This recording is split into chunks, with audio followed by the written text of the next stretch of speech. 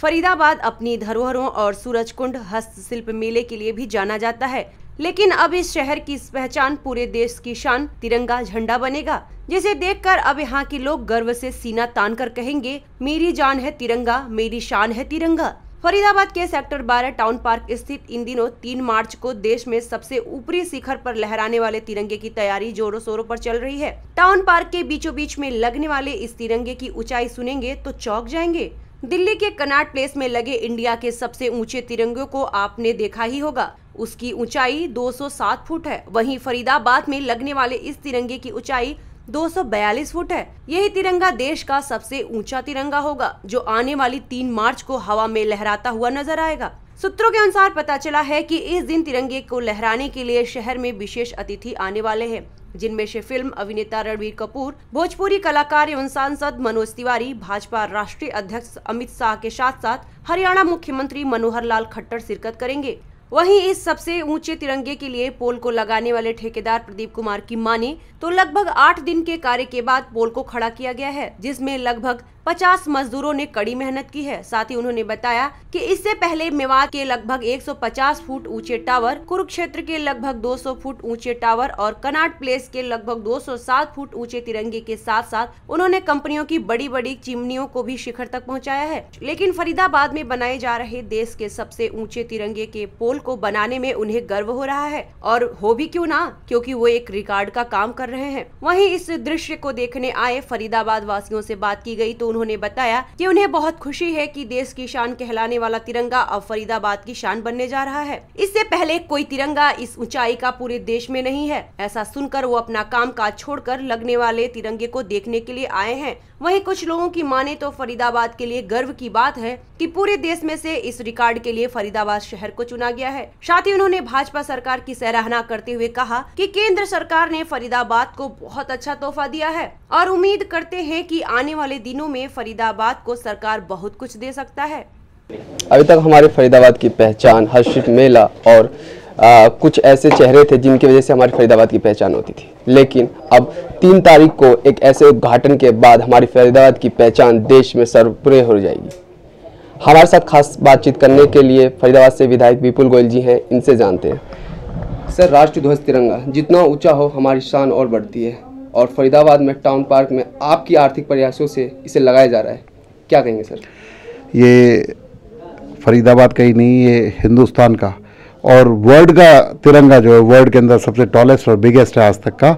इसको Limca book of record वाले भी दर्ज करने आ रहे हैं, और ये जो हमारी आन बान शान का प्रतीक है तिरंगा, और फरीदाबाद के लोगों के लिए एक बहुत ही प्राइड की, गर्व की बात है कि तिरंगा हमारे फरीदाबाद में फहराया जा रहा है। सर, फहराया जा रहा है, 3 तारीख को उद्घाटन समारोह है, कौन कौन इस उद्घाटन समारोह के लिए, इसको जो झंडे को इनॉग्रेट करने के लिए हमारे राष्ट्रीय अध्यक्ष श्री अमित शाह जी और हमारे माननीय मुख्यमंत्री मनोहर लाल जी, और केंद्र से हमारे पेट्रोलियम मिनिस्टर धर्मेंद्र प्रधान जी, और हमारे जो प्रभारी हैं और राष्ट्रीय सचिव अपने डॉक्टर अनिल जैन जी, और फिल्म इंडस्ट्री से हमारे इसको करने के लिए अपने रणबीर कपूर यहाँ पर आ रहे हैं। इसके अलावा हमारे कैबिनेट के साथी लोग जो हरियाणा कैबिनेट के, हरियाणा के एमएलएज काफ़ी मात्रा में, और इसको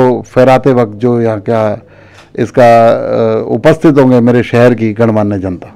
सर, अभी तक सीपी में सबसे ऊंचा झंडा था, अब टाउन पार्क में लगने जा रहा है। सबसे पहले इसमें आपका बहुत सहयोग है, आपको कब ऐसा लगा कि टाउन पार्क में भी एक ऐसा झंडा होना चाहिए? मेरे को लगा कि फरीदाबाद के अंदर भी एक तिरंगा होना चाहिए। ये मेरी सोच थी, बहुत पुराने से ये मेरी सोच थी कि फरीदाबाद के अंदर भी तिरंगा होना चाहिए।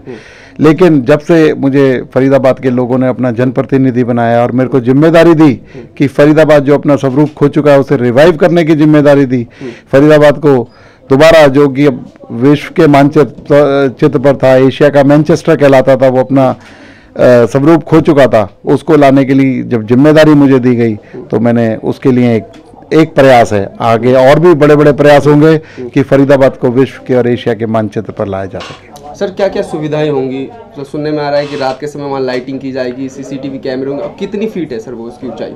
इस झंडे की ऊंचाई 250 फीट है और यहाँ पर इसको रात के अंदर भी ये जगमगाता रहे, दिखता रहे, उसके लिए लाइटों का प्रबंध है, उसके तरफ चारों म्यूजिक का प्रबंध है। और आगे आगे इस पूरे के पूरे टाउन पार्क के अंदर एक ये डेस्टिनेशन बन जाएगा कि यहाँ से गुजरने वाला, फरीदाबाद से गुजरने वाला भी इस टाउन पार्क को देखने के लिए आएगा। यहाँ पर छोटे मोटे और बड़े बड़े हर तरीके के शोज रेगुलर कराते रहेंगे और इसको एक लाइव जो भी वो है वो दिया जाएगा। उद्घाटन समारोह का सर समय क्या रखा गया है? उद्घाटन समारोह का समय शार्प 10 बजे हमारे अध्यक्ष जी आ जाएंगे यहाँ पर और माननीय मुख्यमंत्री जी आ जाएंगे। लेकिन 9:30 बजे से मैं लोगों से अपील करता हूँ कि 9:30 बजे से लेकर अपना 9 बजे पहुँचकर अपना स्थान ग्रहण कर लें, जो कि बैठने में या किसी तरीके की दिक्कत ना हो। और ये समारोह उसके बाद 12 बजे तक चलेगा। सर आम जनता के लिए कुछ पासेस का भी व्यवस्था की गई है या फिर? आम जनता के लिए पासेस की व्यवस्था भी की गई है। कुछ आने वाले जो हमारे गेस्ट हैं उनके लिए इन्विटेशन कार्ड की भी व्यवस्था की गई है।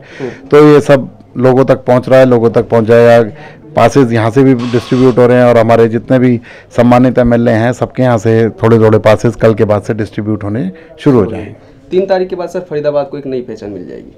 फरीदाबाद को बिल्कुल नई पहचान मिल जाएगी। नई पहचान तो फरीदाबाद को आगे बहुत मिलनी है, लेकिन एक कदम हम आगे बढ़ जाएंगे इस नई पहचान की तरफ।